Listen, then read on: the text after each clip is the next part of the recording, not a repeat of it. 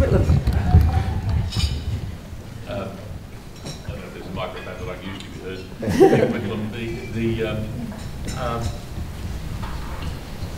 I just want to see if the panel will agree with this assertion. A number of us would be critical of general reportage, if that's the word, particularly in the Fairfax press, of agenda-driven journalism. That is, say, making the news. And I would assert, and I get a response, that this seminar is about governing the economy. And I would have thought in reporting and governing the economy, there is much less of that agenda-driven journalism. Even the gossip, he said, she said, who's lobbying for this policy versus another, is the circumstances in which we find ourselves. I think that's a good thing. Unusual for me to praise journalists, of a couple. But I would assert that there is less agenda-driven journalism in financial reporting the economy, governing the economy, than otherwise. Well, I'm not going to contradict you in turn, because I don't feel I'm in a position to make an assessment about journalism at large. But I think that reporting is pretty fair in this country, but it doesn't mean that you don't have agenda-driven journalism. And I think the Australian does a lot of agenda-driven journalism. Some of it I disagree with it, some of it's very good, and in general it's not altogether a bad thing. So when Gary Banks delivered his in coverage of business and finance, but take for instance on the policy level the Productivity Commission's inquiry into book pricing. So they brought down a finding, the government ignored it. The Australian devoted its entire front page pretty much, and much of its inside pages into covering that in a highly critical fashion, and more power to them. You know, I thought that was really, really good.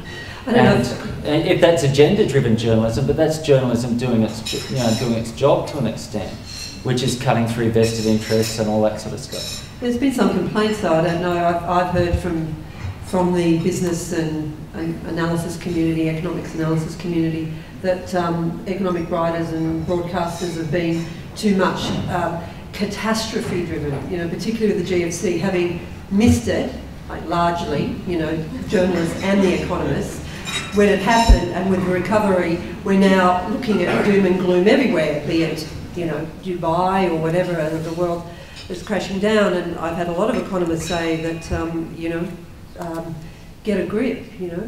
I think that's been around for a while. Like, I did have a chat with Ross Gittins the other day, and we were talking about the '87 crash, and he was complaining, he still recalls it, of course, he still bears a grudge, that he was pushed off the page one by Max Walsh, because Ross only forecast a recession after the '87 crash, but Max forecast a depression, so he got on page one. And I remember Paddy McGuinness forecasting, of course, is definitely after the '87 crash, there'll definitely be a recession, and it'll be led by the mother of all housing busts. Of course, we had the mother of all housing boom straight away after that. So you can never. So I think, but the thing about what's happened here, the amazing thing that's happened in Australia, of course, is that, you know, at first we did think we were going to be sucked right into this thing, and pretty soon it became clear, and it was the remarkable story here as being the good news story. And it's almost been the government that's been sort of putting a downer on it.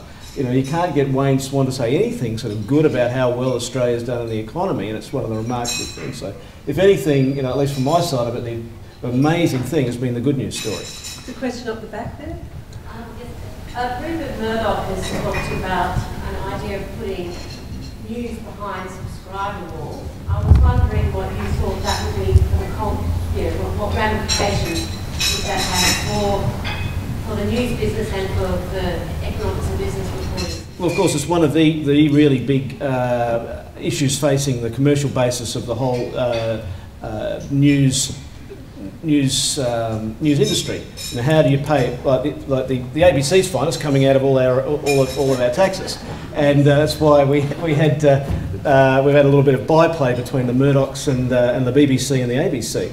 But that's quite an issue. But for the commercial side, you know, when you get the commoditisation of news and it's free everywhere, who pays for it. So you do have, and obviously Rupert Murdoch has said quite strongly that he wants to move towards getting some payment for online news just as you pay for hard copy news. And I have heard him say it's like a pay TV model. I've heard him say that he's got in mind, where you might buy, but I think you wouldn't just buy, say for example the Australian, you might buy a whole subscription of a whole lot of things. And I think in the news corporation empire, you know, there might be a bit of Wall Street Journal, there might be a bit of Times of London in there, and that sort of thing. So it is, in some ways, it's a radical thing to charge. On the other hand, it's the way things have been done in the print medium since the print medium began. So it's a very big issue for the commercial basis of the